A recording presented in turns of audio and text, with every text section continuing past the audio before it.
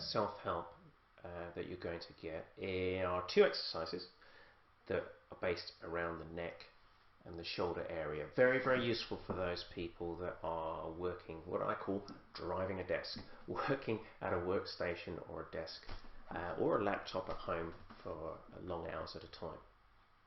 So the first one we're going to look at is called working down the T. Okay, and the T can be found at the back of your neck across your trapezius. And what I'll do is I'll demonstrate from on, and then I'll turn myself around so you can see where I'm placing my hands and how I'm doing the activity. Okay. So the first thing we need to do is actually find the starting point. The starting point is up close to the base of your skull, right round the back of your neck.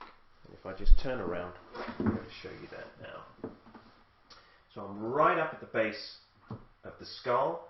My fingers are pointing in at a 45-degree angle, and I should fall into a little trench that's in there. And in fact, if you can't find it, if you put your fingers together at the base of your skull and then just gently pull them apart, they will naturally fall into this trench that runs down the side of your spine and down the spinous processes.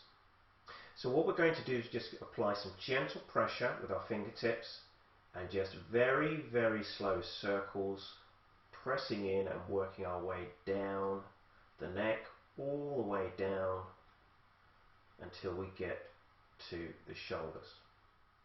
And if you find anywhere that is particularly tight or particularly sore, you just spend a little extra time on there and just 1, 2, 3, just press in and then move on to the next area. 1, 2, 3, and then all the way down. Once you get to your shoulders, you then need to work across your shoulders, and the way to do that is just to come over with one hand now, and again from where you finished, start again and again, working across small circles, pressing in and moving out across trapezius, across your shoulder. Okay. Pressure wise, you shouldn't be tearing up. This is not about increasing the amount of pain that you've got there, so it should certainly be bearable. How often can you do this? You could do this 2, 3, 4 times a day, whatever's needed. But the idea is that you do this before you have an issue with your neck. Quite often what we do is we wait till things are really, really painful and then we start working on them. This is a preventive measure. The idea is you go in and you start working on these areas, and you might actually find areas of tightness that you weren't aware were there. The second activity I'm going to show you again is to do with the neck and as a slight neck stretch, and I'll demonstrate it first and then I'll go through it nice and slowly with you. So we start off in a nice seated position like this. We're going to tip our head over to one side, and the stretch is actually going to happen here. You may already feel a gentle stretch occurring in the neck there. Lift the shoulder and then just push, push, push, push, push, push, push down towards the floor, and that will increase the stretch. If you want more of a stretch, what you can do is then bring this hand across, place it on your head. You're not going to pull, you're just going to place it on your head to keep that stable.